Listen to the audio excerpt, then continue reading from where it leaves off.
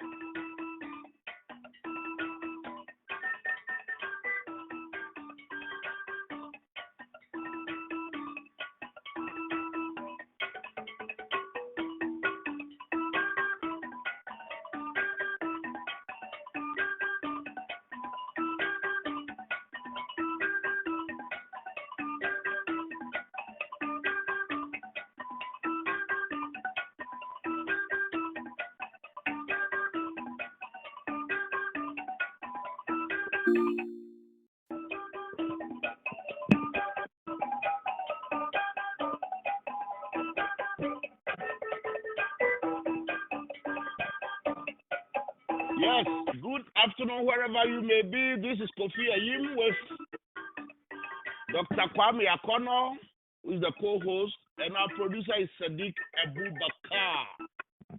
Our weekly intellectual program we have here today. And as usual, we are all the time ready to take any kind of theme to discuss, including sensitive ones those people will not touch. But that is the challenge that we face here at Jersey Ghana Radio. Our theme for today is the impact of religions on Africa, contemporary Africa, and the impact of religion on the continent. We have with us today Dr. Eleanor Moody Shepherd, who is a professor at New York Theological Seminary and spends extended time in Ghana and other African countries. She is also an ordained Presbyterian Church minister.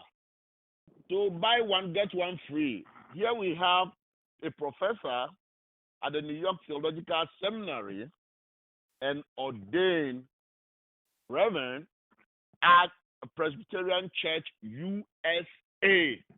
So she must know what she's talking about, at least from the Christian side. And then we have Professor James Small. Both of our guests are not new to Jersey Ghana Radio. As a matter of fact, they've been helping us a lot and trying to re-educate our people and redirect our focus. Professor James Small is a community icon. As you know the name professor, he was a long time professor and CUNY, and also one time for about 18 years, I believe, if I'm wrong, Professor Brother Small, correct me, he was an imam. Yes, imam, and he was born into Christian family, so he knows from both sides of the aisle, and he is also a and believer in African culture traditions, including religion. So, Professor Small and Dr. Moody Shepherd, welcome once again to Jersey Ghana Radio, Anything Africa. And folks, our listeners, this program would be broadcast on FM radio station 102.3 FM in Ghana. I think the broadcast will be scheduled for later this evening and repeated Monday. Every program that we do here Saturday will be carried live henceforth, and also the broadcast will be repeated live in Ghana 102.3 FM, which covers almost the whole part of Eastern region, some smaller sections of Greater Accra region, Volta region, and Central region. Africa, the impact of religion on contemporary Africa. And we said ladies first. So maybe we'll go with Dr. Moody Shepherd, who's traveled all over Africa. So, Dr. Shepherd, help us here now. Help us. At least we know that according to published records by the World Book of Encyclopedia about 17 years ago, there were about 45% of African population who are Christians, and about 40.6% of Africans are Muslims. Now, Professor Moody Shepherd, has religion, all religion, actually impacted on Africa culturally and philosophically? Let me start with you. I can say from my perspective and from my having traveled, extensively in parts of Africa, and I can, from my perspective, say it has been devastating. It has not been really uplifting for the African people. Because from my perspective, it has removed them from their own identity and has put them in a place, a spiritual place that is unfamiliar and is and really reduces them to a state of being led and directed, and it's not the real understanding that I have. It is a missionary interpretation of Christianity, and now to make it even worse, it becomes prosperity.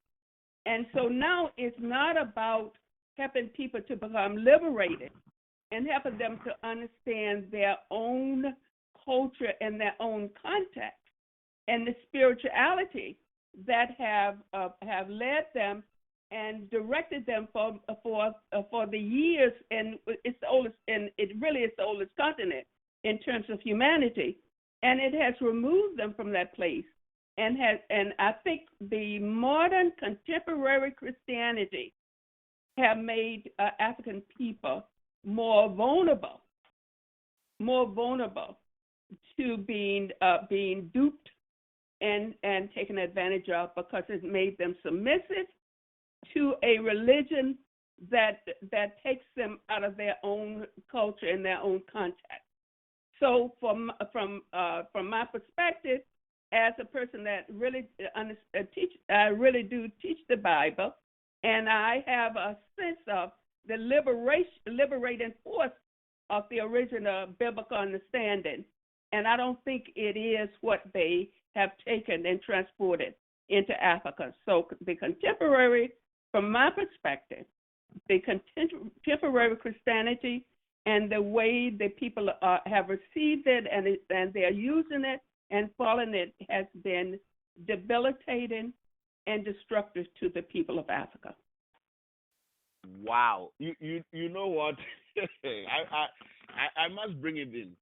Whilst we were doing this, researching this theme, I had contacted some of my friends in the Christian world, specifically Ghanaians, who were somewhere, pastors, preachers, and none is here. None is here. I don't know really whether maybe they didn't want to be exposed to maybe ridicule, and we wouldn't have done that, or maybe to know more or be challenged, because we are hearing this from a professor, a doctor, as a matter of fact, from New York Theological Seminary. I tell you, most Africans who are listening now will say, where is this lady from? Why is she saying that? Because, and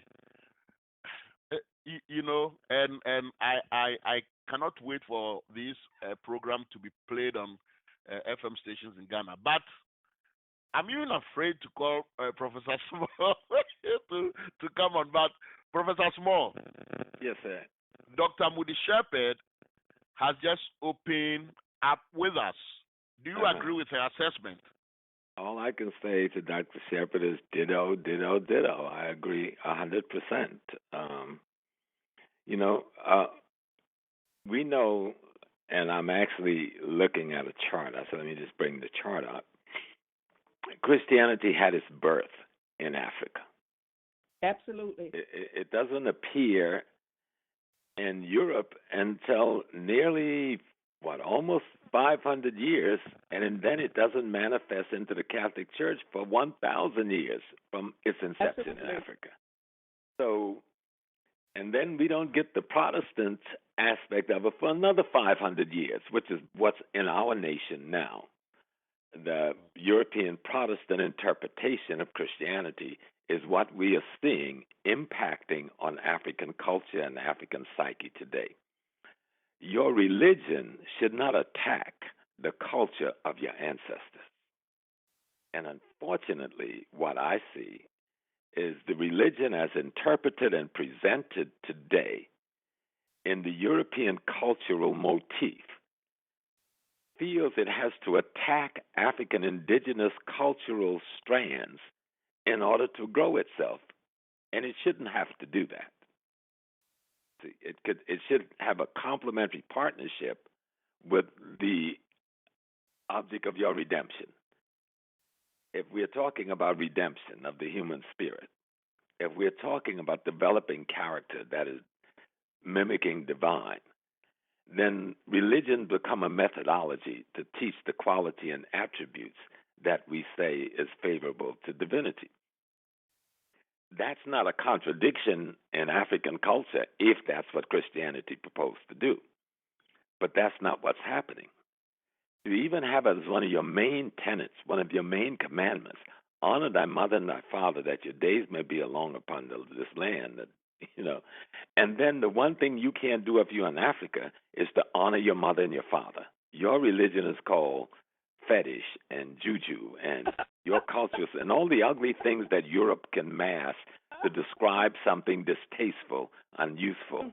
And it just breaks my heart when I'm in Ghana or in Nigeria and I see the foolish movies that portray anyone that seeks to partner with African spiritual system as demonic and destructive and is in the need of being destroyed by someone raising the cross over them. And so we've got to, we have got to relook what we're doing.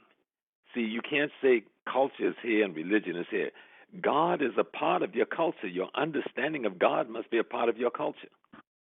Your understanding on how to develop as an ethically moral, sound being that can be referred to as a godly person must be part and parcel of the intricacies of your culture.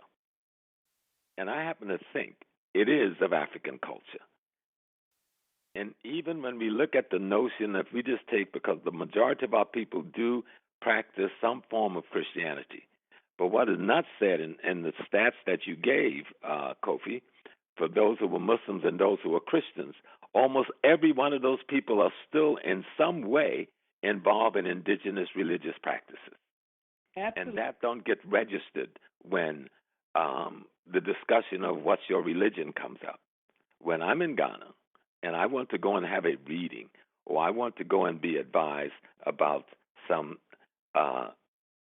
spiritual systemic understanding, I go to a Haji and an Imam who is also a traditionalist. Now, how do you define them when you say check the box? So more people in Africa is still practicing their indigenous system, but we must remember both Christianity as we know it today in Africa, and I'm going to make that separation between the ancient Christian forms that we had before the age of imperialism and the age of colonialism. Both Islam, and we know we have two types of Islam in Africa as well. We have an Islam that comes before the age of imperialism, Arab and Turkish imperialism, and then we have an Islam that has come after. And we have a Christianity that was there before European imperialism and culturalism, and we have a Christianity that has come after. And so when we talk about religion in Africa, we must take this into account, that the imperialists who came in and practiced this hideous genocide for hundreds of years, and where the Arabs and Turks are concerned for almost 2,000 years, use religion, use Islam, and in turn Christianity as a part of the dominating instrument that led to the destruction of African cultural and spiritual society. And we can't get around it. And then people are afraid to have the real discussions that we are going to explain to people how one can take. See, to me, any religion can work if you're doing the right thing with it. I grew up in South Carolina in a Protestant Baptist tradition. I saw Christianity work in Black America, where now Christianity in Black America is becoming debilitating because it's taken a wrong path since the so-called civil rights era. And so we need to look back and say, wait a minute, what was our ancestors doing? How did they approach the study and the understanding of knowing divinity? How did they approach the study of preparing themselves to become one again with their divine? And what are we doing different today? Are we using religion today to dominate and control? Or are we using religion, as the Christ consciousness taught us and personality taught us, to free ourselves from the dominance and control that's represented at his time in the Bible as Rome? So we need to re-look what religion even means to us. And then we need to look back over the millions of years of Africans having civilization before we met the Europeans and the Arabs and the Turks and the others who have imposed their cultural ways on us, disguised as religions, and see what our ancestors were saying. I hope I didn't say too much. No, you know, I am quite listening to the two of you, because your narratives have so much effect on me now. It's unbelievable, because of course I originally from Ghana, and I see how Christianity was when I was growing up and how it is now. And I think Professor Small said something earlier about complementing one another, the indigenous African religion and Christianity. What we see in Ghana, and I believe elsewhere in Africa, with contemporary Christianity, is dominated by one-man churches. One-man churches. With the emergence of one-man churches, everything has been thrown onto the wolves. You go to Ghana, you have some of these leaders in these one-man churches. They go to the bush, like from 8 o'clock in the morning, with mostly women, and they will pray till like 6 p.m. They will be in the bush, and it's virtually like 7 days a week, minimum of 8 hours, like going to work. You will find women who are above 55, and I'm saying this from experience, so they will go there because they want to have babies at that age, because they still believe in the miracle of Mary, because they've been promised by some of these churches, these one-man churches, not the traditional Christian churches. In fact, as it is now, the Ghana people of Accra would be celebrating Homowo very soon. Before Homowo is celebrated, they place a ban on noise making in all the areas that Homowo is celebrated. This thing has existed for years. And when we had churches like Presbyterian, Roman Catholic, Methodist, and so on and so forth, there was no contradiction here, no conflict. Right now, where is the article? I think I have it somewhere. A one-man church and his congregation are up in arms. They said the Ghana Traditional Council is trampling on their religious freedom by banning them till I think June 8th from making noises. They said they're praising God. But the God tradition is not saying don't go to church, don't stop worshiping. But there is a ban on noise making in all these areas that Homowo is celebrated. In fact, some years back, people got really hurt because the folks of the Ga traditional area and some of these churches, they fought with clubs, with knives, and people get hurt. And we remember back then, we were talking about 10 years ago, the courts ruled in favor of the Ga Traditional Council in terms of this time of silence, which is their most sacred high holy days. And when you look and study that tradition, it is not that dissimilar. You know, there's red clay is used from this special pit and is placed over the doorways of the houses during this period of time, so that the evil spirit will not land in that house. Does that sound familiar to Christians?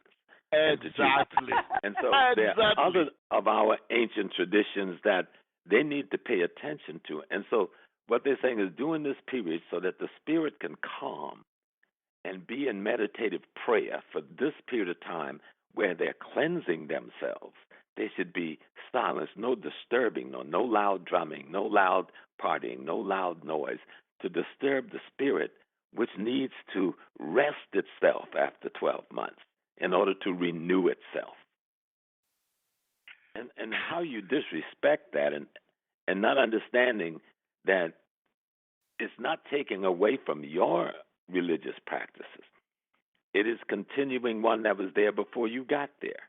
And I think that's the way the court ruling went 10 or 12 years ago, that this tradition was there for hundreds and hundreds of years before the arrival of your church.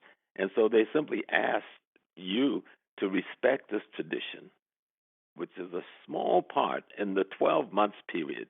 This is the only time anything is asked of anyone of that tradition. I'm initiated at the some Ga stools. They am near Hito Okrapong. So I've delved very deeply into those traditions. And those traditions are old. And if you listen to the Ga histology, they call themselves Nubian at one level. And they trace their journey all the way from the Middle East to where they're at now. They even say that they are the people who were in Canaan that taught Abraham circumcision. So if we study history, we might make some sense of the Western religion and the Western cultural interpretation we're now fooling around with.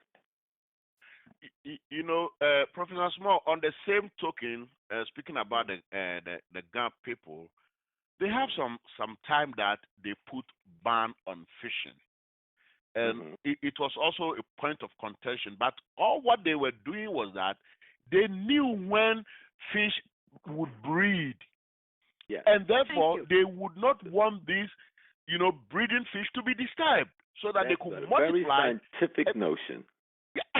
And people, there's a problem. We have inherent problem across Africa, and this is exactly what we are discussing: the impact, productivity, feeding the people. Such as you go to the bush and virtually pray,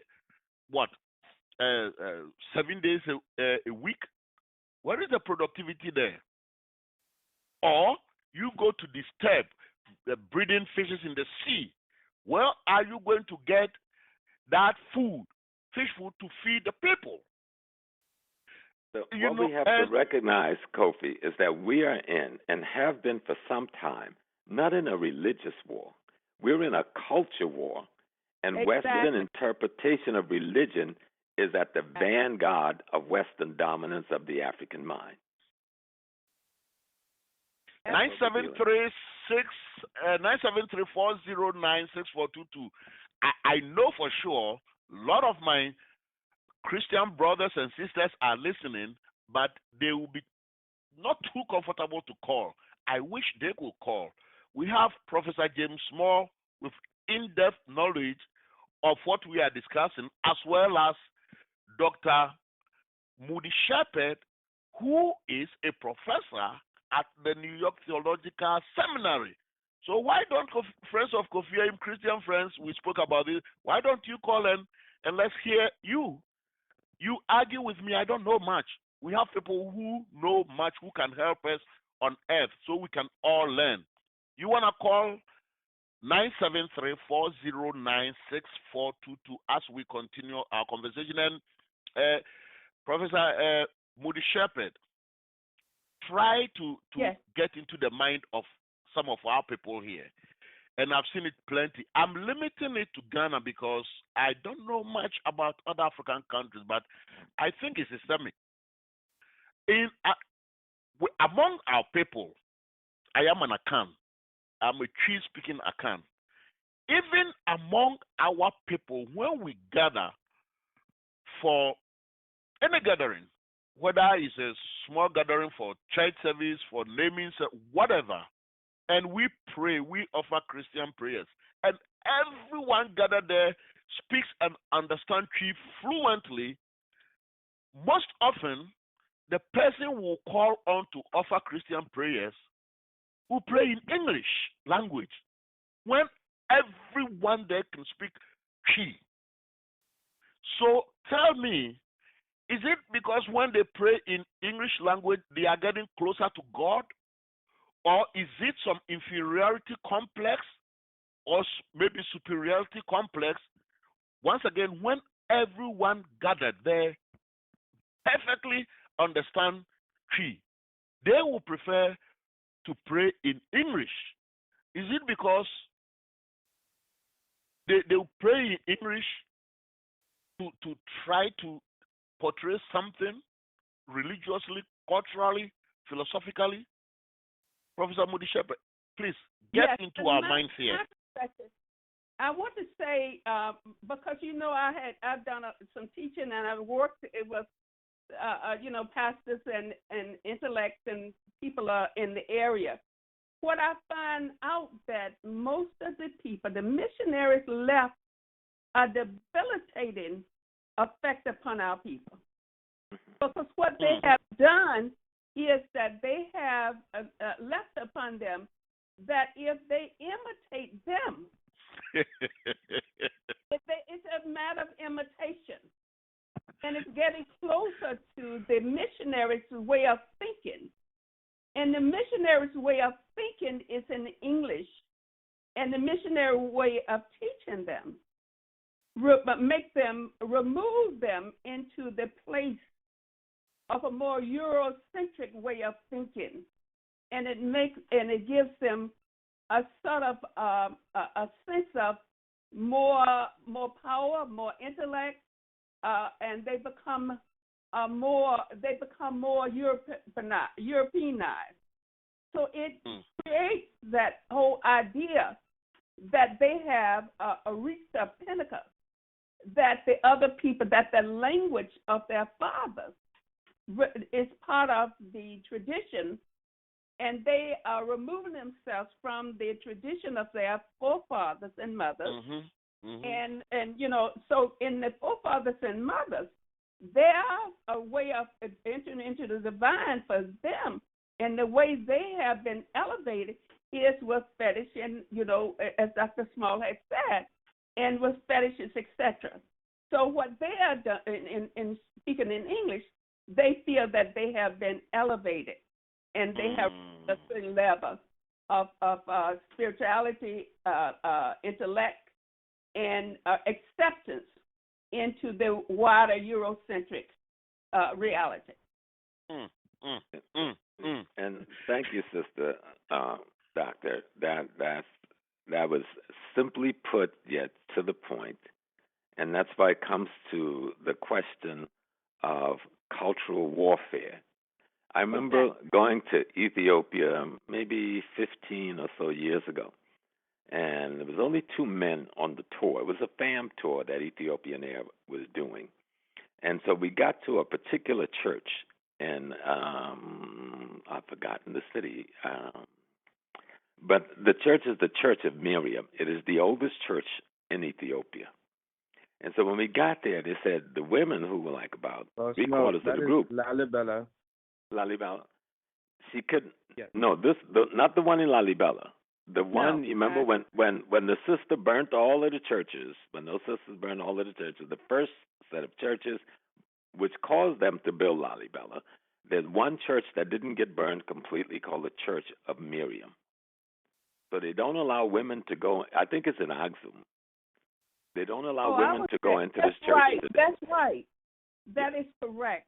Right. And so I went into the church, but stupidly I left my camera home that morning. There was a young white man with me who did have his camera, but he wouldn't share the pictures even though he promised he would. Let me tell you what was in this church. This is the oldest church that we know of in Africa. Older than any church we know of in Europe, except a couple. I think the one, there's a Byzantine church in Turkey. Mm-hmm. That might be older. But the priest came up to me, and, I'm dumb American Negro, and he says, I know why you're here. And I'm saying, you do? And I thought he wanted a tip, So I reached in my pocket. I took a $20 bill, and I wrapped it around my finger so I could be discreet with it. Then I tried to pass it to the priest. He looked at me with such scorn. I'd never felt so bad in my life. I put the money back in my pocket. I didn't know. I wanted to crawl under the nearest rock. And then he says, come, me and the white boy. He took us to a corner, and there was a big tapestry, maybe 8 feet, 10 feet tall, 6 feet wide. And he grabbed the end of the tapestry, and he started spinning it. I was like, what is this man doing? Under the tapestry is a 6th century painting, 6th century. Michelangelo and those people ain't born yet. 6th century painting of the Madonna and Child. The Madonna is black. The Christ is black. Christ is wearing white. The Madonna is wearing blue. And both have gold trim. And I'm standing there stunned because they're bigger than human size. And I'm like, I don't know what to say. I mean, now I understood what he said when he looked at my face. And he saw the doubts, I guess, in my spirit and says, I know why you're here. And he showed me before any of the paintings of Christ we see today, before any of the paintings of the spiritual mother we see today, this one, hundreds of years earlier, is in Ethiopia. Today, for you to go and see. And they're African. Professor Small, wait, it gets better. I go to the Coptic Museum, one of the oldest church museums in the world, in Cairo. Before there's any paintings coming out of the Catholic Church. Actually, there is no Catholic Church when that Ethiopian painting was painted. There is no Catholic Church when the Coptic Museum was done. And what do I see in the Coptic Museum? Christ as an African, with his 12 disciples as Africans. This is not something the Black Power movement in America did. This is something pre-Catholicism. I saw that. Yes, ma'am, and it's beautiful. And there's another one where Christ, as an African, is kissing Mary's mother, his grandmother, an African woman. So if God has made me in his image, then should not, when I pose an image of God before me, it looks like me? Now, I'm not telling the Irishman to pose an African image, because that wouldn't make any sense for him. Nor does it make sense for me to pose an Irish or an Anglo-Saxon image before me. That's damaging to my consciousness. It's causing fracture in my identity. And so history will vindicate what we are saying here today. That's why I wanted to mention those two sites. But the other thing that may I intervene? Yes, ma'am. Please, absolutely. Yes. The other thing that I want to add to Dr. Smalls is that it's not just in I saw the one in Cairo. Yes, ma'am. Of course, I've been to St. Mary's Church, which I couldn't get in Ethiopia. But what I wanted to say is that when the Soviet Union fell, that those Catholic churches in the Soviet Union, they had icons. The Madonna and Child. They had icons of the Black Madonna and Child. This wasn't just in Africa. No, it's This in was Turin, Italy. It's in Barcelona, Yes. Spain. yes, It's in yes, Mexico and City. I had the opportunity to go to Cuba. St. Augustine had petitioned a Black Madonna for the church in I'm trying to think of in Africa, North Africa, where he was the priest there. St. Augustine In Carthage. and in Carthage. When the Visigoths and all, the Europeans, when they finally got to the religious tradition, the narrative, Mm-hmm. they took that Madonna, and when Spain came to Cuba, they brought that picture to Cuba, that Madonna. Mm. I went to Cuba in the late '80s, and I saw that particular Black Madonna, and it's said to have come from Carthage, from St. Augustine.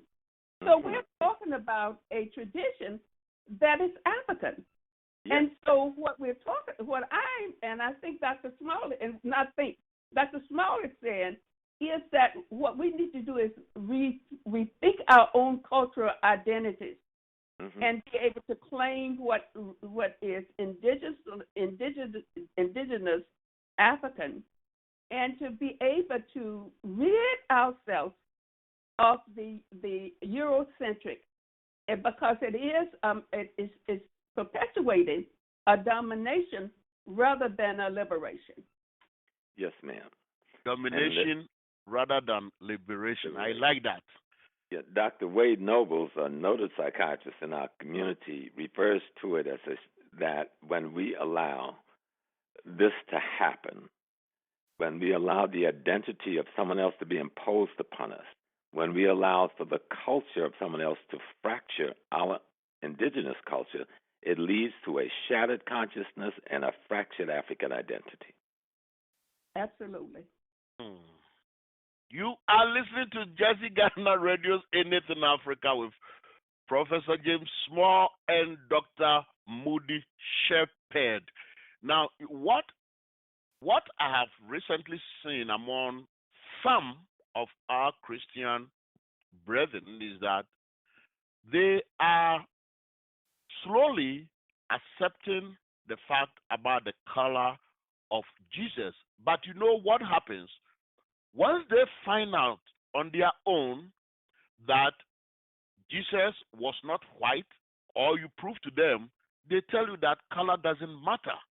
And if you probe further, then they tell you that he couldn't have been black. Why? Because probably if Jesus was black, he wasn't worth praying for anyway. So they will not actually be in tune with you to prove to them that Jesus was not white. They will shun it or tell you that the color is immaterial. But there was a movie actor, I think he's from the UK, who about a year ago, he said he got fed up. I have forgotten his name. He came out to say that people should stop referring to him as Jesus, because all what he was doing was try to make a daily bread by acting movies, and that he wasn't Jesus. And that is the picture. I've seen that particular actor's picture as Jesus elsewhere. So he said he had to come out. And I personally believe, of course, color matters for our young people coming up. Well, one of the things, Kofi, we have to implore our people to remember, there was no cameras back then. So all these photographs of Christ that we're seeing, who are these people? These are actors. These are models who gets money. There's even, if you go on the internet, you'll even see a picture of me when I had my locks posing as Christ for a calendar. Yes. It's a pretty good-looking picture, too. I was handsome. I remember that. You know? Brother So we were trying to man. make a calendar, you know. So the point is, though, if the concern is, was he white or black, then look to the Bible if you say that is your source. Go to Revelations. The only description in the Bible of Christ is as a black man.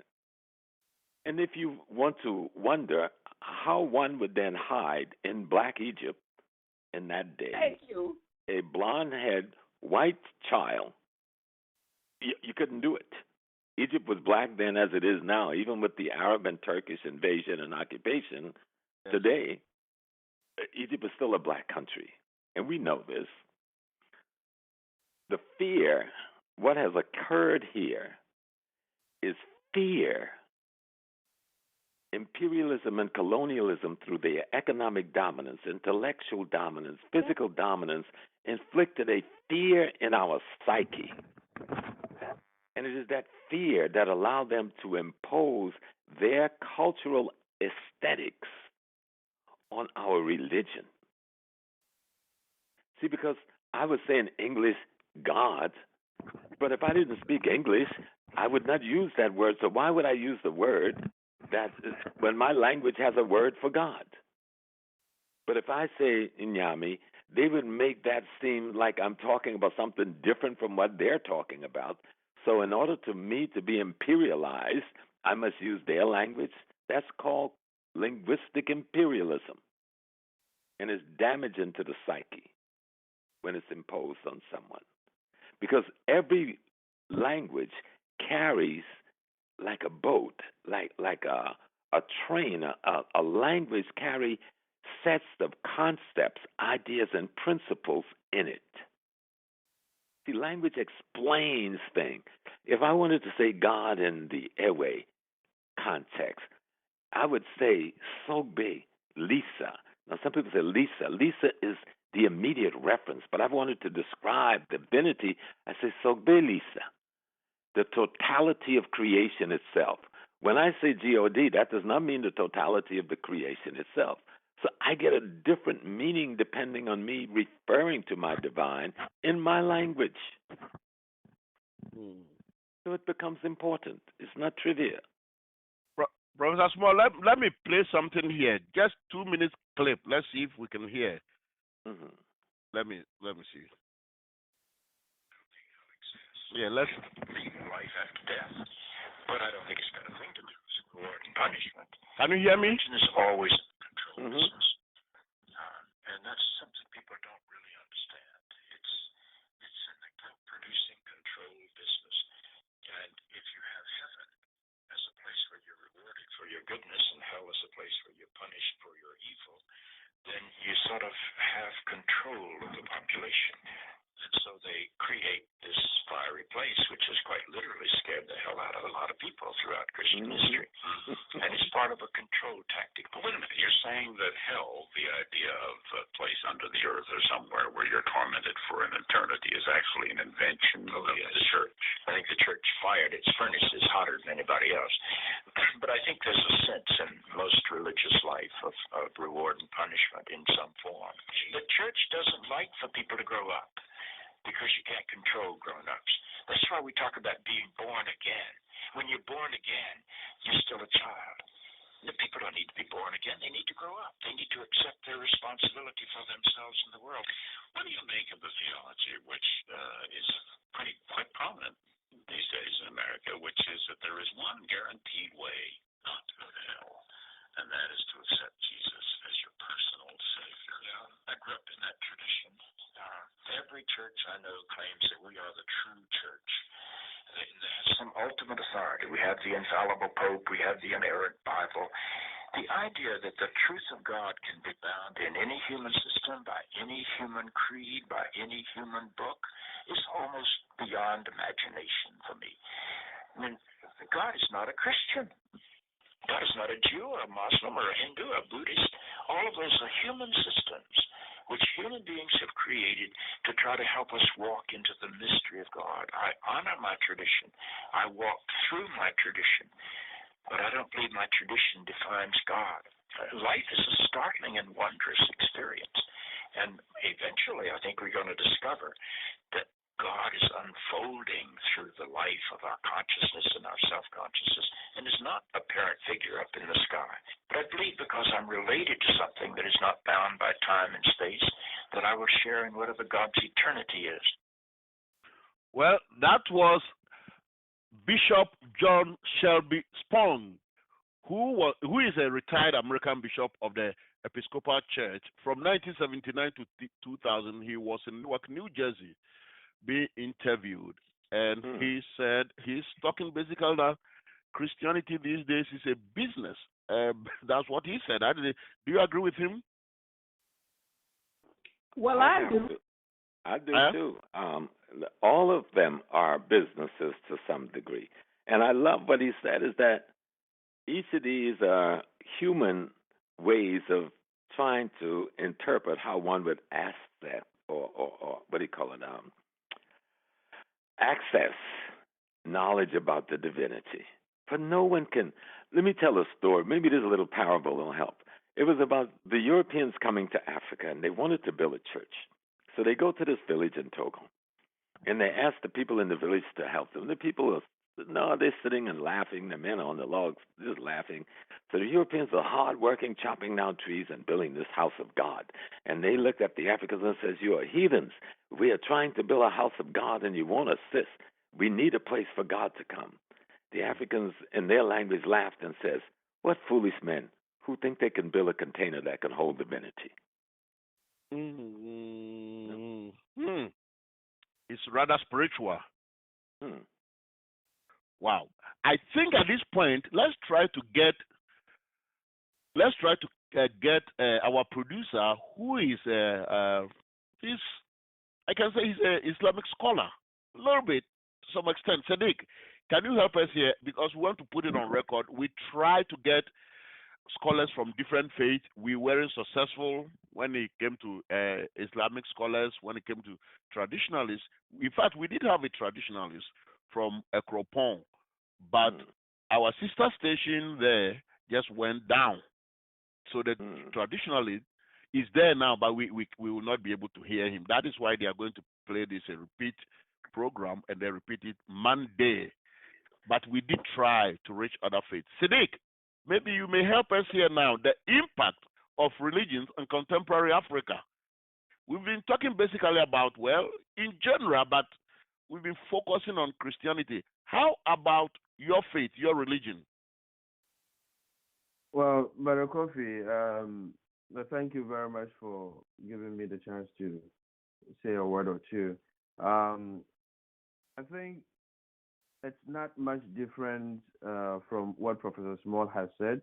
I'm going to paraphrase something that Professor Small said earlier, which is that we are fighting a cultural war in which the Europeans and Arabs want to use their Eurocentric and Arabic dominance to dominate the African mind. So, in the same vein, in some other time, Professor Small also did mention the fact that there are two different waves of incursions on the African continent. One that was the neo-colonial time, and the other is the post-colonial arrival of these faiths. The Africans'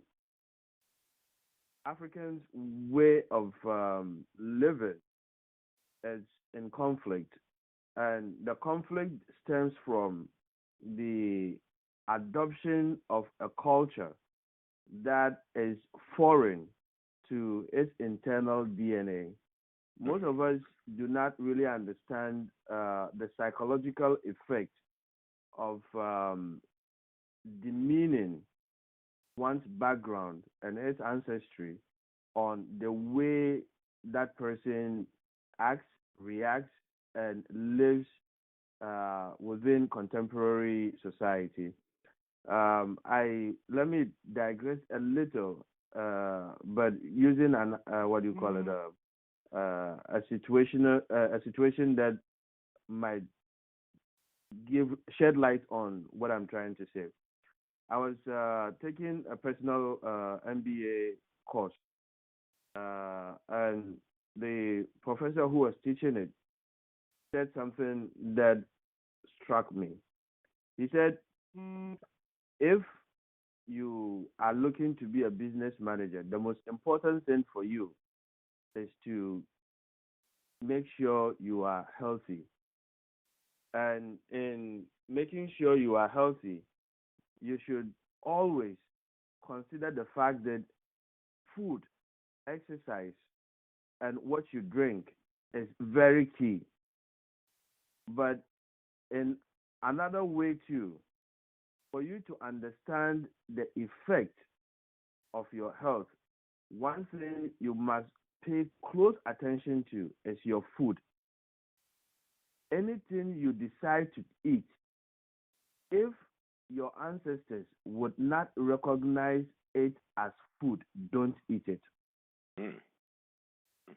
Mhm. Because your internal, your entire makeup, your DNA, is a chain of what do you call it? Information collected over centuries, millennia, through the lines of your ancestors, what they had eaten, how they lived, all the way to your time. So by you eating something outside of what they are used to, you are changing your internal DNA gradually. And over a certain amount of generations, you are going to use your ancestral DNA. Now, let's narrow this back to our way of life. If we are doing something now that is not part of the internal composition of our epigenetic line of what do you call it, ancestry, then we are acting not as original as we would actually be, but in a foreign mindset, which is not sinking in with who our personalities are. And that is why psychologically you find that no matter how Christian or how Islamic the African is, he has to struggle between occultizing his Christianity or Islam, just so that he can have that, what do you call it, sinking spirituality that he's lacking. So you have churches that have priests going to what do you call it, the traditional African what do you call it, priest, to get something that would give them that ancestral power to, what do you call it, give them dominance over their congregation and to be able to heal and all of that. And it's spreading. You have imams that would do, what do you call it, the spiritual ancient African ways of conjuring power. So there is always that mixture of what they have adopted from other cultures with what they actually understand. It's like the prodigal son looking for a way back home. But we're doing it all wrong because it's also giving us room for stupidity. You have a married woman going to what they call malam or whatever to get charms so that she can control her husband or control her household. You have people going to churches, allowing pastors to actually sleep with them, step on their stomach, walk on them, ask them to eat grass. That is the height of stupidity. But why are they all doing that? It's the conflict that has been built in them because of the fact that they have borrowed something that is not sinking in with their internal composition. I hope I have not said too much. No. You've laid it out. Oh no. You know. Oh no. So It's very, very, very. May I respond in a way with a little experience? Yeah. Please go ahead, Dr. Well, Moody Shepherd. I've been very active in.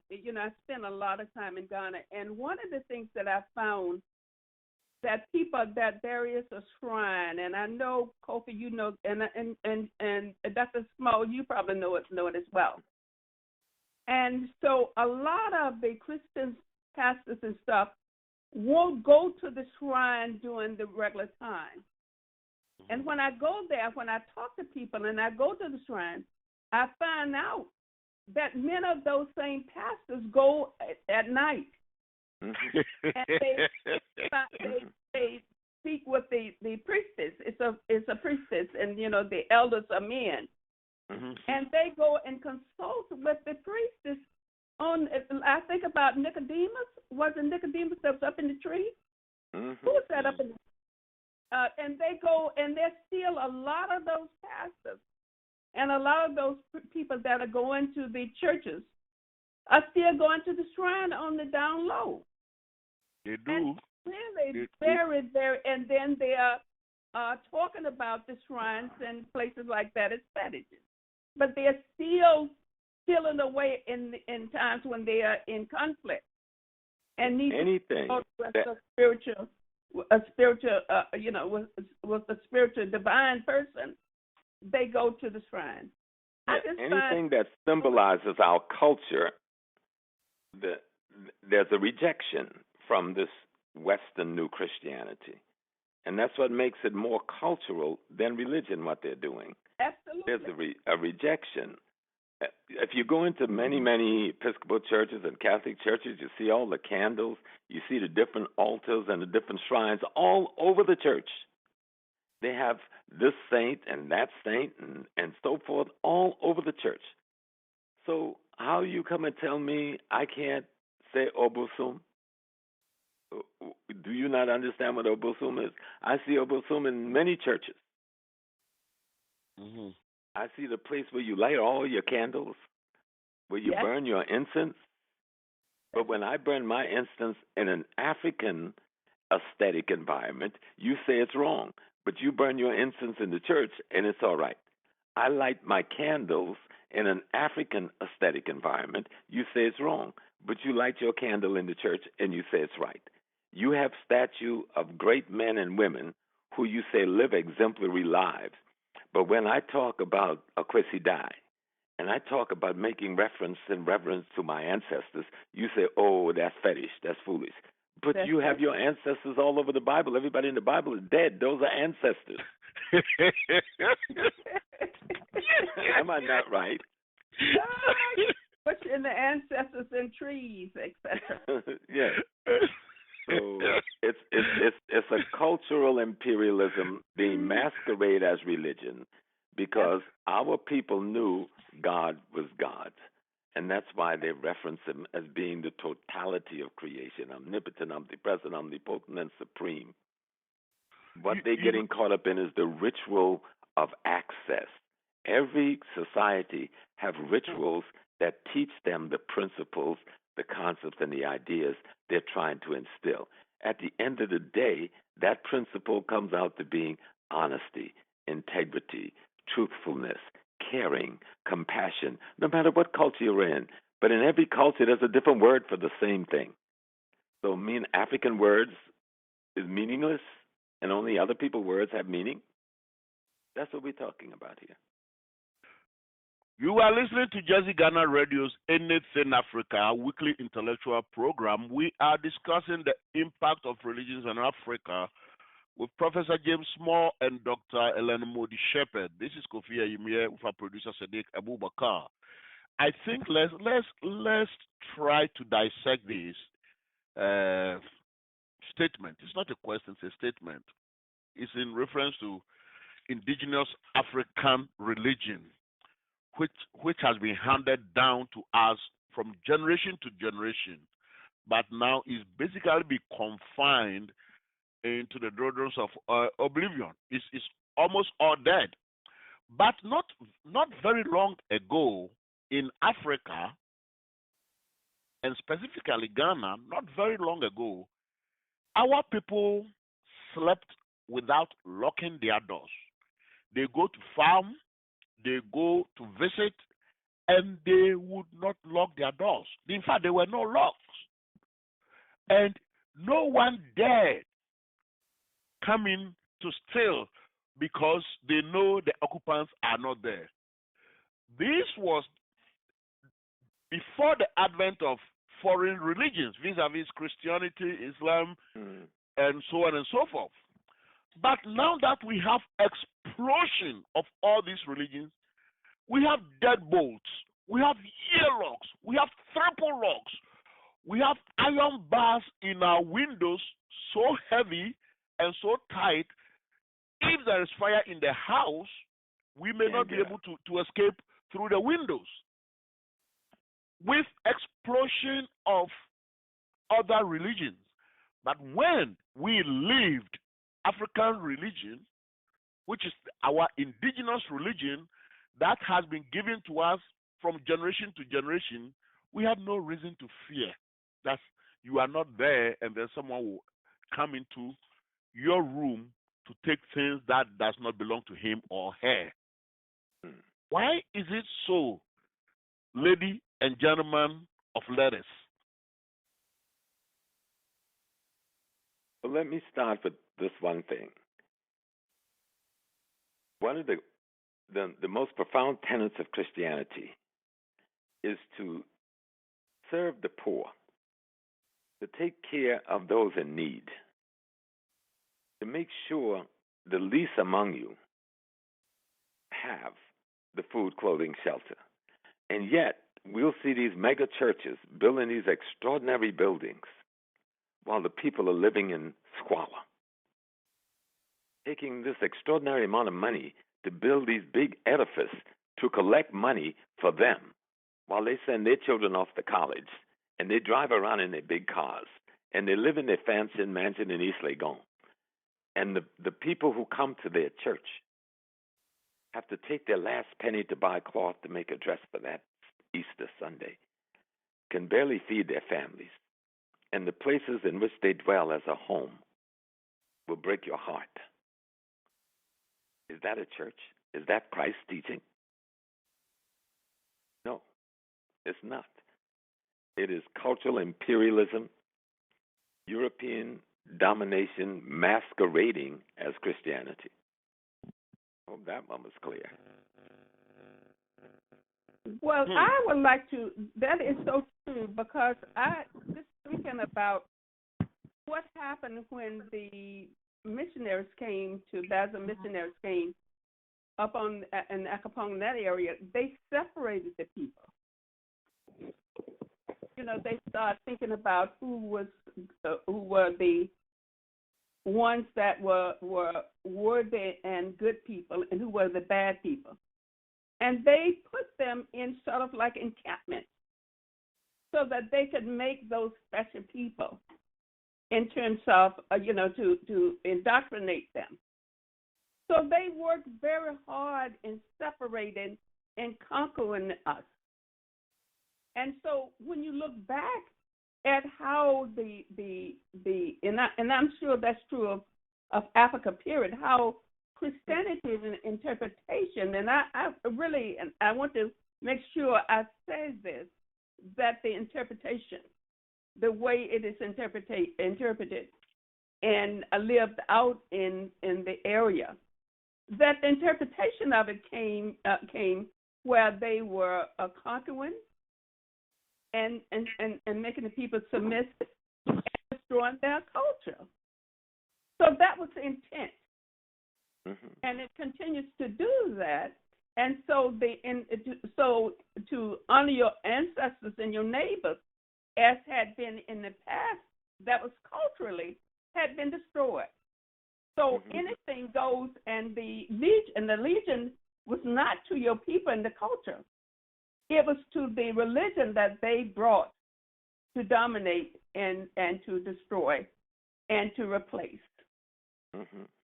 So that, I think that has a lot to do with why we have such problems in the community because the missionaries came and they separated so many people, and they destroyed so many cultures and the ways of living.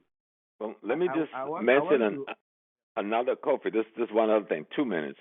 The educational system, they came in and set up their schools, and they said those who want to get work under the colonialist enterprise, you must be educated. But in order to go to our schools, you must denounce your family names, and you must take one of our Western names. And once you denounce your family name, then you begin to denounce your family in terms of its roots. Your community. Yes. Your culture.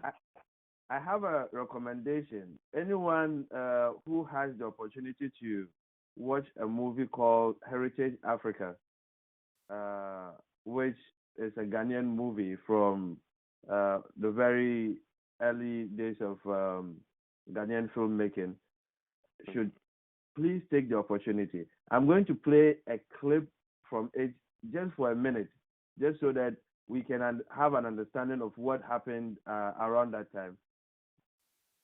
Go ahead.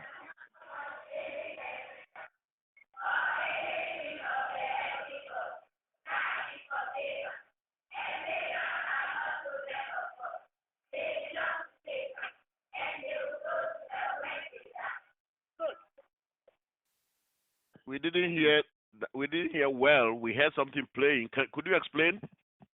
Yes, this is what children were made to recite early in the morning at assembly, that any child of God does not go and watch any program that is organized by the local fetish.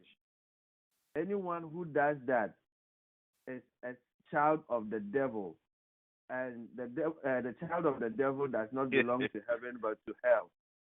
So anything local, anything non-church, anything traditional African belonged to the devil. This is damaging. It is destructive. This is damaging to the point where you don't feel like you are a human being unless you affiliate yourself with the Christian traditional ways of things. And the Christian traditional ways of doing things is the Western or neo-colonial translation or interpretation of it, not the reality. So it's all part of what we are facing today. Generation upon generation are suffering a psychological breakdown. Yes. They cannot reason. And it's surprising that when you begin to reason with people who call themselves religious, it becomes, what do you call it, a wall. How can you tell me I cannot reason my way to God? How can you tell me I cannot reason my way to divinity? And yet still, yeah. Well, no, Sadiq, finish. I'm sorry. Finish. So it's one thing that is limiting the minds of people into appreciating the everlastingness, the beauty, the benevolence, the love of the Creator. Your question initially was about why are we lacking our rooms? Why are we lacking our doors? Before we didn't. I remember Rollins once saying something. He said, if you ask the African man to swear with the Quran or the Bible, he will readily do so. Yeah, of course. But tell him to swear with his, what do you call it? So-called fetish. The fetish. He's going to swear only if he's telling you the truth. Because he knows the power. It's an instant justice. It's not one that would wait for you to die and then be risen up and then judgment is going to be posed. No, the judgment is here. It's swift. Among my people, if you, what do you call it, steal someone's property, we don't have to take you to court. It's just a small, what do you call it, chantation. Tender begins to gather. Whoever stole that object will be brought out. Why? Because that is justice. Siddiq, you saying instant justice. I like that, and I would like to explain. You know, if we go to the Old Testament, no one practiced instant justice more than Yahweh. Yes. One family member goes to sin, he will wipe out everybody. And so therefore, if I know that a family member is doing something real bad that could bring reprisals and repercussions on, I will be the first person to fight the family member. And we have that sort of instant justice in what they term as fetish. But yes, Dr. Leonard Shepherd was there. Most of these pastors and preachers, dead in the night, they go behind closed doors to the people they attempt to condemn during their time. And as Siddiq said, of course they fear the people that they will never swear by them because they know they will not. You tell them swear by a fetish, so and so. And he or she will tell you, no, I'm a Muslim, I don't swear. I'm a Christian, I don't swear. No, they're lying. They know they are afraid because that will be Yahweh reincarnated, because the instant justice will be executed, and we know that. So crime and cardinal sin were at its minimum at that time. That is where you will go to someone else's farm not to steal the person's plantain or any crop because it's not yours. You know what will happen. If you're hungry, by all means, you take some, you come back and tell the person. But what do we do? What do we see now? What are we experiencing with the exposure of all these foreign religions? That tells us Friday you have to go to mosque, Saturday you have to go to church or temple, Sunday you have to go. The indigenous African religion believes that you and your God are so closer than anyone coming to tell you that come here, because the Bible says where 2 and 3 meet, he is there. Yes, of course, so he can be in a home. The point I want to make here is very, very disturbing now. Professor Small, Dr. Elano Moody Shepherd, you may not know, but some of us know. Some aspects of the one-man church syndrome in Africa are now become very popular in the U.S. and elsewhere outside Africa now. Mm-hmm. And in our tri-state here, it's not only 10% that they demand, and I'm talking about the tithes. The Bible says 10%. Some would demand 50%. But I thought the Bible said 10%. They would demand more. Not only that, some now have credit card swiping machines. Yes, in some of these one-person African churches here in the tri-state, some of them have credit card, so that the congregation will have no excuse that no, I didn't bring, I don't carry cash on me. You take your plastic card and swipe there, and there is minimal purchase. So what Bishop John Shelby Spong was telling us is so true, that it's becoming real-time business, and they pay no taxes. Well, just when we understand the concept of shattered consciousness and fractured African identity, all people in the world have a way of worshiping God. All people in the world have a culture. Culture comes from to cultivate. they cultivate the way in which they make themselves ethically, morally, and principled human beings. And when another culture comes in and impose their way of doing these things on you, that is not indigenous to you, it must shatter who you are and then begin to recreate you in terms of who they are. And that's what's happening, and that's what has happened in Africa. And sometimes we don't even realize what we're doing. Take, for instance, over here in America, any weekend you'll find someone from Ghana doing an outdooring. And they don't call it christening, they still call it outdooring. But if you ask them what is outdooring, they can no longer really tell you. They'll change the clothes of the baby in the 3 or 4 little setting. But outdooring has to do with an African indigenous system that says we are the incarnation of our ancestors. And when a child comes, we spend those 5 to 8 days with the elders and the priest and the family to see which one of the ancestors have returned. And in what message have they brought?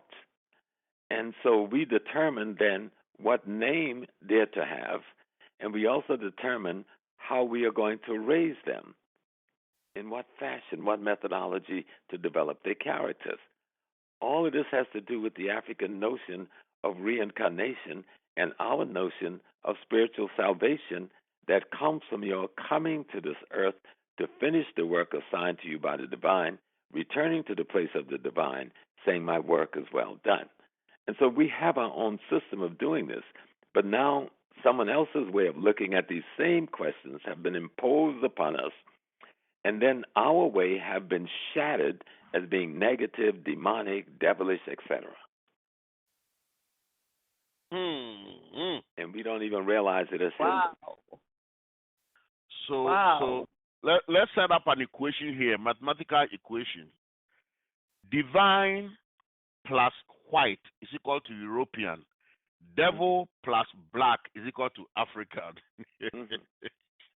I mean, why is it that you just alluded to? But I want to bring it if we can explore it further. Why is it that just African people, African religion, rather, had never been foisted on any other group of people? But the reverse is true.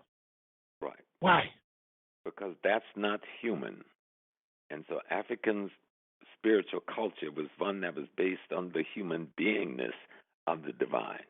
The African culture explains that we human beings is the divine essence manifesting itself in this world. And so we don't impose on other human beings. And we are the only spiritual system that haven't done that. We have not traveled the world proselytizing, criminalizing other people's culture in order to impose ours. Because our culture and our way is truly divine. That is deep. And go ahead, please. You know what, excuse me, what I found with that is, that has been perpetuated through intention by the Great Chain of Being, European, has perpetuated that throughout eternity from Socrates' Great Chain of Being, and started with the European at the top of the chain. And the missionaries used that system to perpetuate that whole system of inferiority, and that's what they traveled through the world, looking at the African people as being at the bottom of the Great Chain of Being. However, what we, as Dr. Small said, what we realize in our own essence, that we recognize our own divinity, but they have taken that. The Europeans who have sort of in their own sense of who they are, and I'm not going to demonize them as well,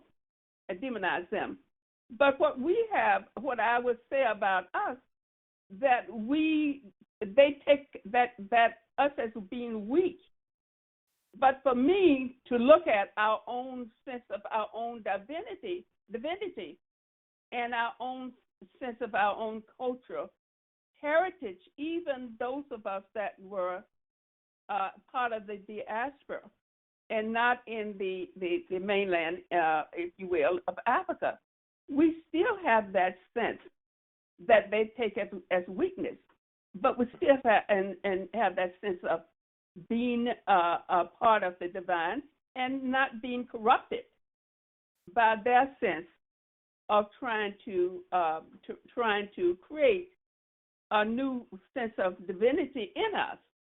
And so and I think that it's our strength is maintaining our own sense, even in the fraction of our cultural identity. We still have not taken on the worst part of their trait is going around and proselytizing throughout. But we are maintaining, and even though they see it as a weakness, our own sense of divinity. So I must apologize. I'm going to have to leave you at 3:30. Yes. Okay, that will be fine. But I want to tell Dr. Shepard it was just an honor again to be in your presence. Oh, Dr. James. You know, and always wonderful. I want to tell Kofi and Sadiq and Kwame that what y'all are doing with this show is extraordinary and good, and that our people have to understand that religion and all people have their religion. And the religion is encapsulated in your ecological and cosmological experience in terms of how you explain it to yourself. And when you take the experience of someone else, in our case, the European who comes out of a war culture, a dominating culture, an invading culture, their interpretation of reality is fundamentally different from ours. We don't come out of a war culture. We don't come out of a conquest culture. We don't come out of an invading culture. We don't come out of a culture until we met them that dealt in mass homicide. And so anyone who has to explain and justify that behavior and rationalize that with their religion can't possibly be giving you a way of knowing reality that is healthy. And it is proven, just look at us, it is proven to be very unhealthy. Very unhealthy. So please forgive me having to depart. No, we appreciate we appreciate so much. We will hold the fort for some minutes with Dr. Leonard Moody Shepherd. But Professor James Moore, thank you so much. Maybe we'll end like maybe 15 minutes early because the discussion has been deep, and I believe our listeners might have had enough. People have sent me text messages because maybe they don't want to call, maybe their voices may be recognized. That is one of our inherent problems here. We don't come out so much clear because people might point fingers at us. So you want to send a text message 201-704-5838.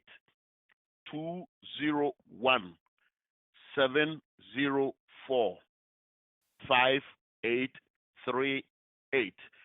And talking about this, I just want to make some quick points here where maybe some of our people, especially like in Africans, may not even know. In terms of Christianity, the role black people played in Christianity. Tertullian, we know what he did. And then the biblical Simon of Cyrene and Augustine. In fact, in Ghana, there's one very, very good high school called St. Augustine. That was basically named after Augustine, who was... Athanasian. Say that again? Athanasian. Yeah, okay. St. Augustine, right? No, St. Athanasius. There was another one besides Another Augustine. one. Oh, okay. Now... You remember when the Pope came to Cameroon in 2009? Yes. The Pope said then, out of the 10 scholars that wrote the theology of the Bible, 7 were African. This was the Pope's word. Wow. Now, can you say that, please, loud and clear, please? And it was in Newsday magazine as well in 2009 when the Pope was visiting Cameroon. He said that of the 7 scholars that wrote the theology of Christianity, he said 7 was African. And I'm saying that's extraordinary for us not to understand where we're going. So I have to leave you. I enjoyed the day with you, Dr. Shepherd, Kofi, Thank you, Kwame, my friend. Sadiq, Thank you. and I'll see you again soon. Bye-bye. Sure. now. Thank you so much. And with that you. narrative, Saint Augustine's mother was called Monica, and we also have a very good, popular high school in Asante Mampong called Saint Monica's Girls High School or Girls Secondary School. People do not realize the impact of our ancient Africans on even Christianity, because it's natural. Christianity started in Africa, but like we see all the time, it was repackaged in Europe and outside Africa, and then brought back to us in the way that will suit Europeans. Just as we see today, our products, for example, cocoa, we send the raw materials, basically send the raw cocoa, it comes here, and elsewhere, Hershey in Pennsylvania, they process it into all kinds of sweet things with sugar, and then dump them back in Africa. And we jump at them, buy them, and they make the profit. They enjoy the profits of it. That's exactly how Christianity itself had been repackaged for us. And now, it is not European or Caucasians who would blindly defend some of the things that our scholars, our biblical scholars, like Dr. Moody Shepherd, Professor Small, Dr. John S. Mbiti, have found.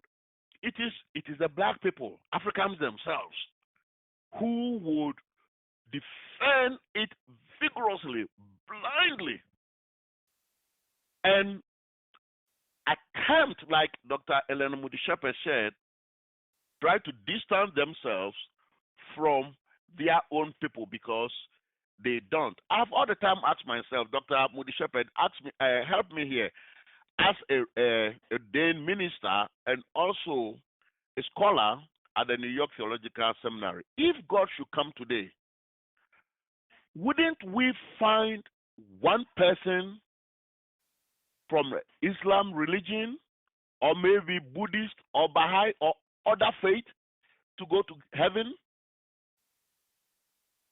Well, see, I have a feeling that my understanding is that there is a common thread and a common.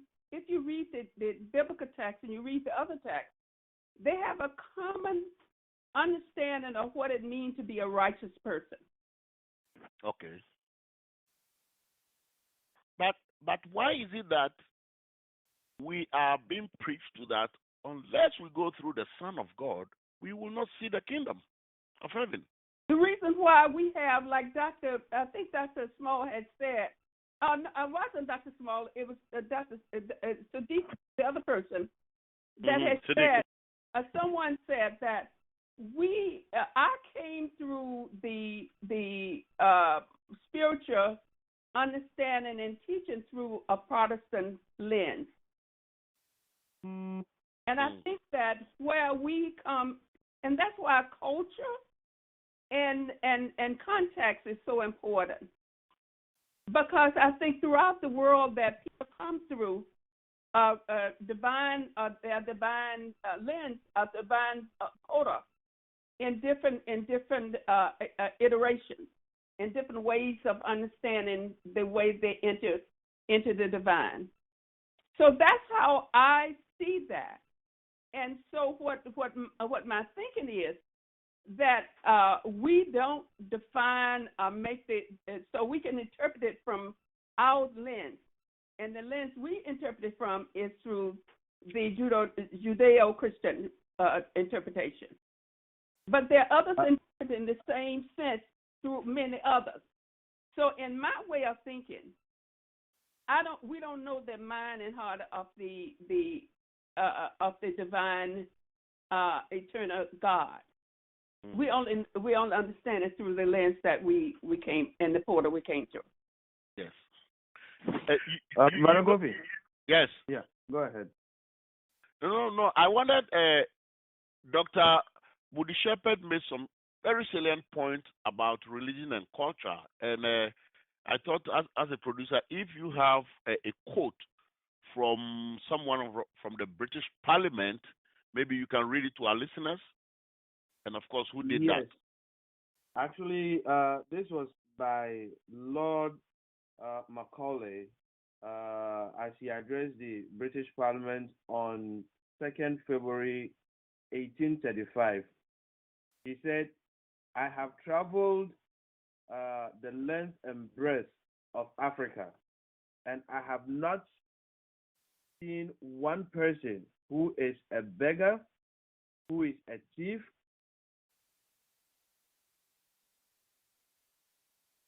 let me go back. He says, I have traveled across the length and breadth of Africa, and I have not seen one person who is a beggar, who is a thief. Such wealth I have seen in this country, such high moral values, people of such caliber, that I do not think we would ever conquer this country unless we break the very backbone of this nation, which is her spiritual and cultural heritage.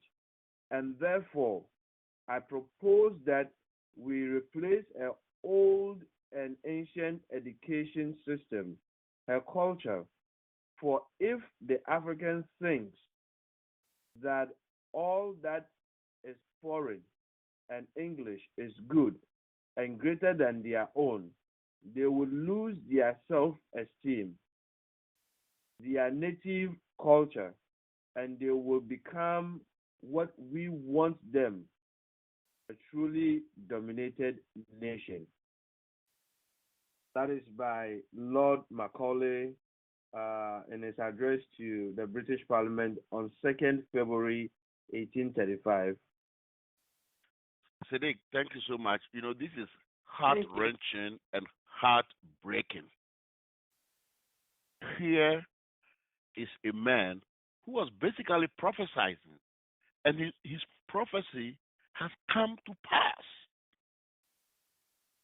He said in his travels, he saw no thief or no beggar, and that they had their culture was of high moral quality, and therefore they would never be able to dominate us unless they make us, through whatever means, to believe and accept that their foreign culture, whatever and all, is superior to ours. And once we accept theirs, then we will shun ours.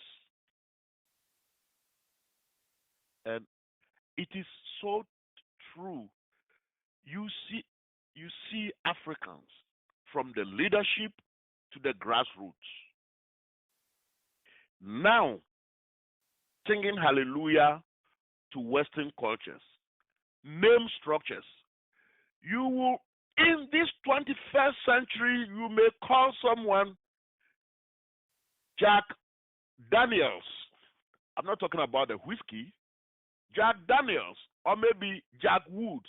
And here comes someone. I'm not talking about our cousins who left Africa involuntarily. I'm not talking about the descendants of our cousins. I'm talking about African-born people now.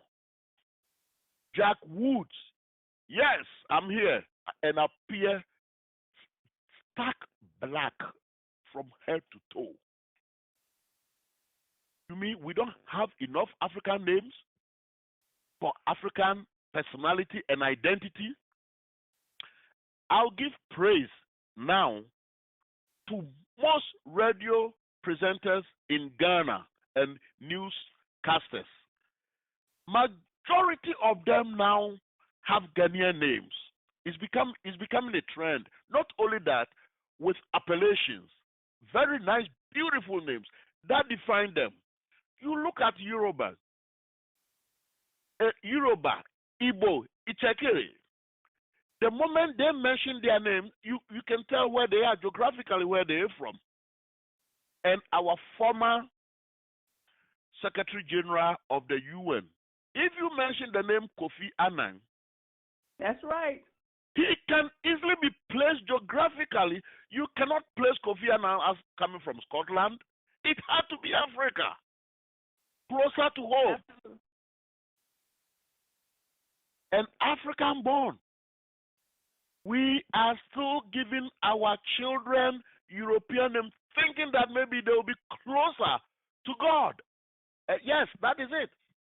And that is what I said earlier on. I have been in the midst of people who speak the same exact language. Let's pray. Lead us in prayers. We'll be speaking all key throughout. Lead us in prayers. Someone will start. Oh, Heavenly Father. And using big words. Big English. Getting the supposedly swimming in his or her mirage of self-actualization, thinking that he is getting closer to European and therefore to God. When you are with your own people, speaking your own language, I can understand when even there is a one non-speaking key person in the midst. No. And as I see this all the time, anytime I raise it up, people are up in arms. Brother Kofi, Yes. in the Twi language, Nyankumpong is what? God, right? Yes. God Almighty. All right. But when you want to say Onyankumpong, sometimes you go by saying Twediampong. Can you Go ahead. Explain what it means, just for the sake of our listeners to understand the integrity and magnanimity in that word alone? Onyankopon is God. Twediampong is an appellation. Actually, it is Chiridua Ompong, dependable God. If you lean on him as a tree, it will not fall. It will not make you fall. That is, he is most dependable. That is what Twediampong means. Chiriduampong. You lean on a tree and you know that the tree is firmly giving you the support that it needs. Did I make myself clear? Yes. I just wanted that to sink in because, you see, if you said God to maybe my grandmother, all she understands is you talking about maybe a divine deity. Someone would only understand it as being, what do you call it, maybe Christ. There are people who have deified human characters as God. But if you mention Twediampong Nyame to an old Akan woman, she can sink in with that name, even if you don't, what do you call it, give any reference to who you're referring to by that. He understands what you mean. Yeah. So that is what I was. Without going into detail, and I don't want to, diverge from what we are discussing. We got 20 minutes to go, but I just want to. In fact, earlier today I was explaining the differences between the name of the creator and appellations to someone. You see, in Akan concept, for the Twi-speaking Akan people, the word Onyankopon, only that word means God. However, we also say Nyame, to refer also to God. But in its deepest rendering, it is not the Almighty God. Nyame and Onyankopon are not the same. Nyame could refer to the gods, the smaller gods that families used to have, that nations, like in Akan traditional areas in the olden days, almost every family has its own god, deity.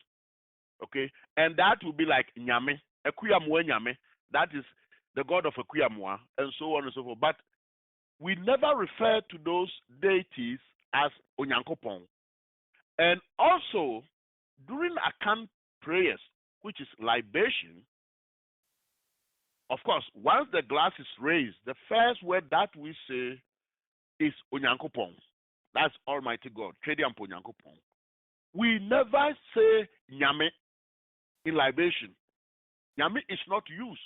Just watch it carefully and see how the grown-ups do libation.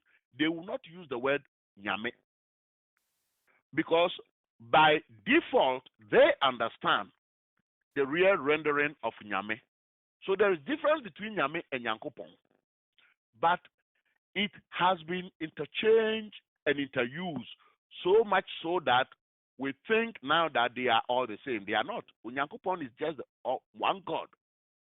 Okay? And when we talk about that, I will quickly throw in here, talking about Christianity once again, and then Sadiq will come to you with Muslim stuff, because we are being so much talking about Christian.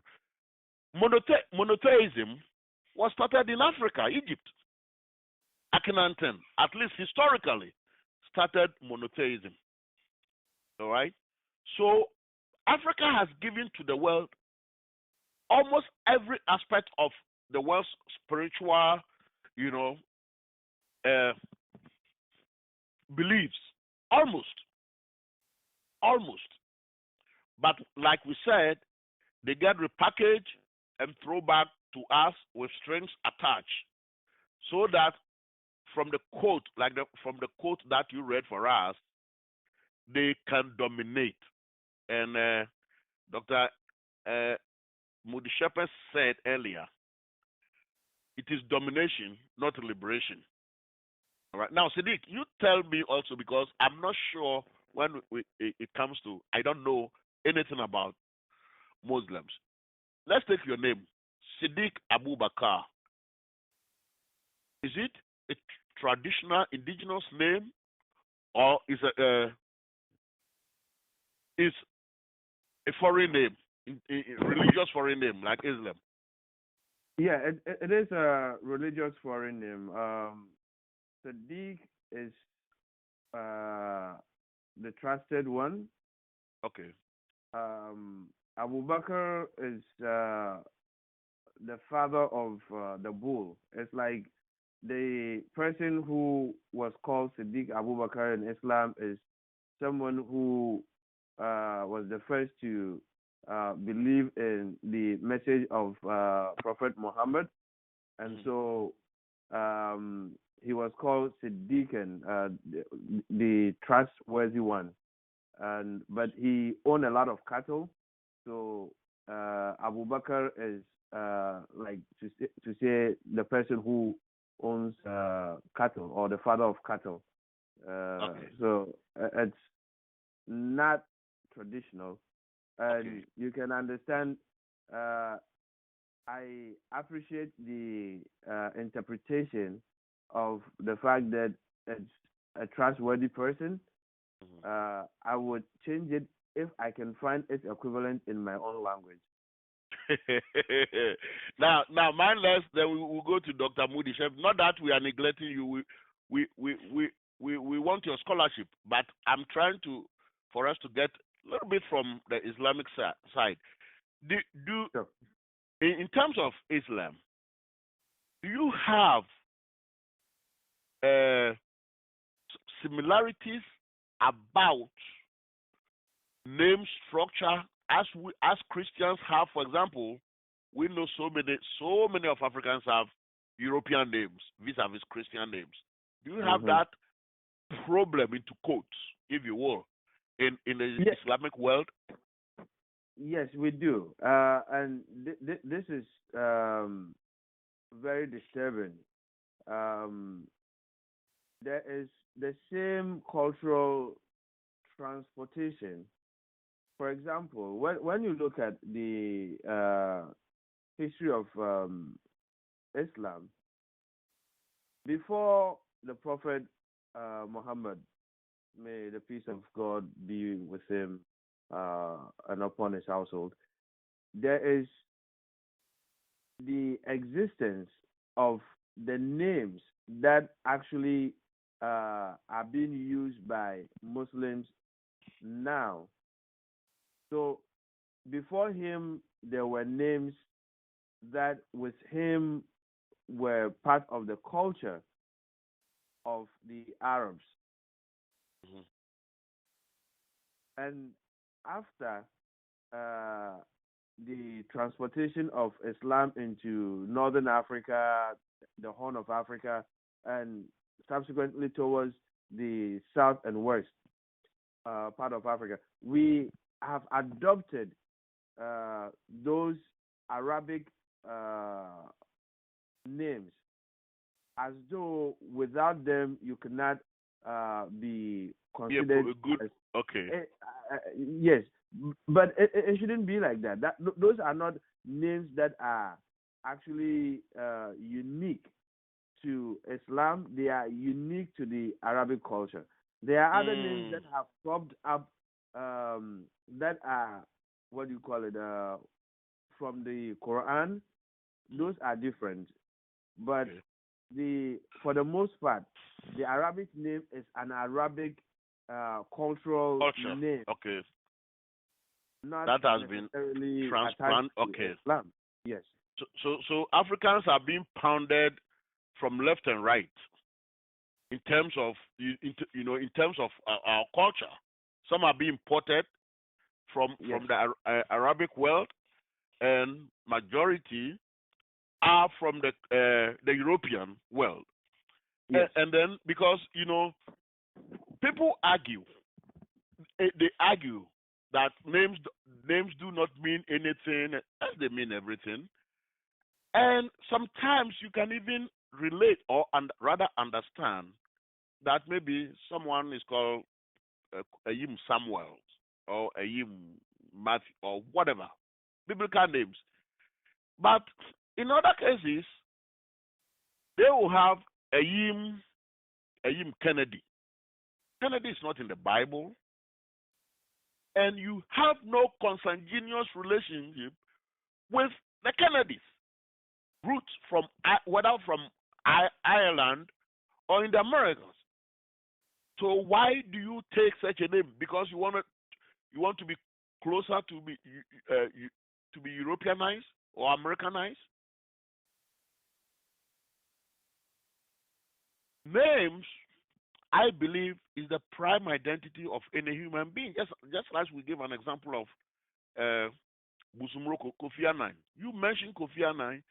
That record cannot be expunged 1,000 years to come because it puts him in a specific geographical position.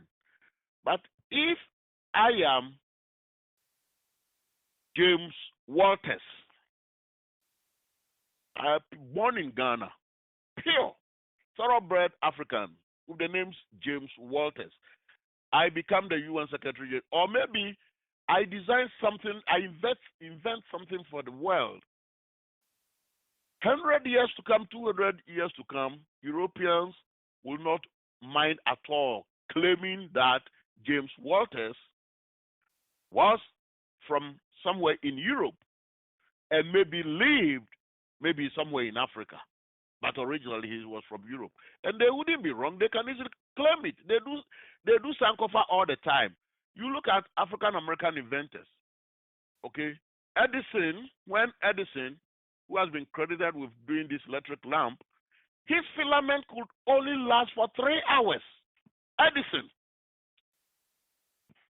the guy who put the carbon material in there for filament to last, as we see it now with improvement, was a black man. Benjamin Banneker. Oh, that was, thank you so much. Banneker, Benjamin Banneker, thank you. Now, if they had not taken the culture and the religion, etc., from our cousins who landed here involuntarily, and they had called him Kofi Annan or Kofi Ayim, his descendants will still be having the Ayim. And therefore, they will know that no, it's a Ayim family did that, created that. But that was then, that was slave time when masters owned their people. This time, at least physically, they don't own it in Africa. They don't. But we make babies and we name them James. What is wrong with Africa? And people say, oh, names means nothing. One of my close friends in Virginia, he all the time makes fun of me. He said, Kofi Ayim, that's why we are not going to get a good job. My name, I wouldn't mention his name because he listened to this program. He has 2 European names. He said, my name, I send my resume. They're calling me everywhere until I go to the interview and then they see me. But then if I perform well, they will consider. But your name, Kofi Ayim, I said, so be it. So be it. Where is our pride now as Africans?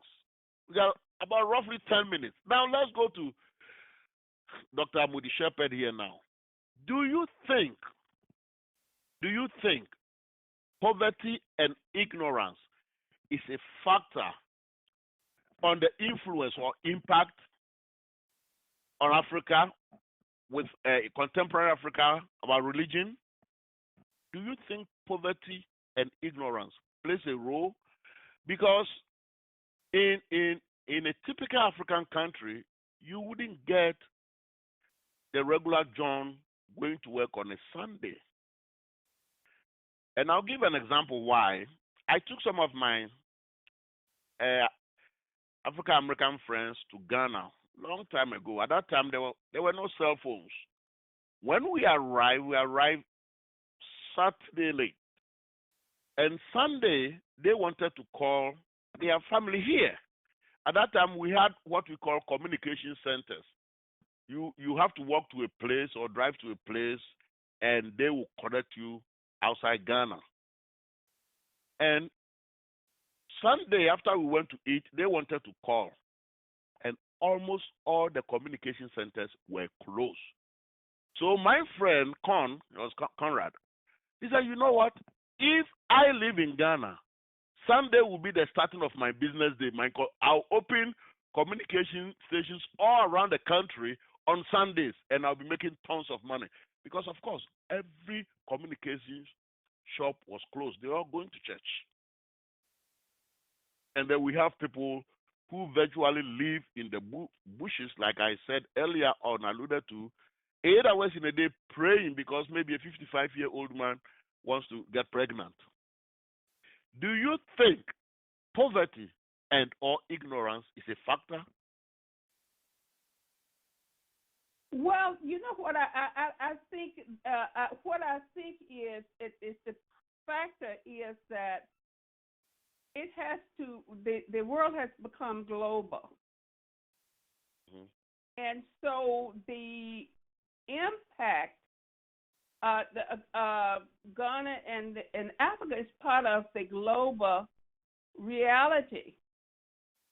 But again, the country is not benefiting.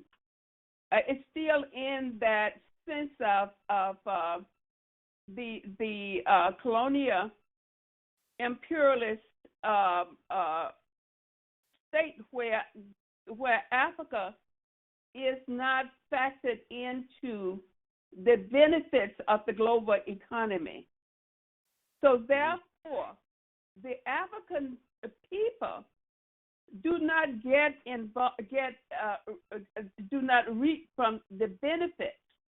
So the truth of the matter is that there are a lot of African, Ghanaians that know what time of day it is. They really are not. There are not as many, and even in other areas that I know, but there is, like in most places where there are primarily people of color, there is a concerted effort to keep us from benefiting from the global network and global economy. Mm-hmm. So I think that's part of the problem. And so what is connected to these countries, the religious fervor has been the way of them being put into silence in a way, because these people are going in and making promises that they can't keep, but it's keeping people in a way anesthetized to the pain and trauma that they're experiencing. Well, we are getting to the end of our program. 3 more minutes, but Dr. Moody Shepherd, well, Sadiq will close the program, but the thing is this, though, with all this impact, our theme for today, impact of religions in Africa, we've known that it's not helping much in progressing and productivity. What if there is a way to alter it for the better? What role do you think African American leaders, business people, scholars can impact on Africa, if possible, so that we can attempt to minimize this negative impact that religion, and especially foreign religion, has keep us on the side of mainstream? If there is a way to try to minimize this impact, what can African America do to at least minimize this impact? Because it looks as it is gaining currency, it's exploding, especially Christianity and Islam. It's exploding in continental Africa, and therefore pushing not only the African indigenous religion, is pushing it out of existence, but our very culture. Our very culture is at a point of extinction. It's in danger. What do you think African Americans, people like you and Professor Small, and so on and so forth, including business people, can do to stem that, so we don't lose the culture entirely? Well, one of the things that we are doing, and I'm doing with the seminary and working with Africans, particularly Reverend Dr. Daniel Nayenti and Reverend Dr. Moses Biney.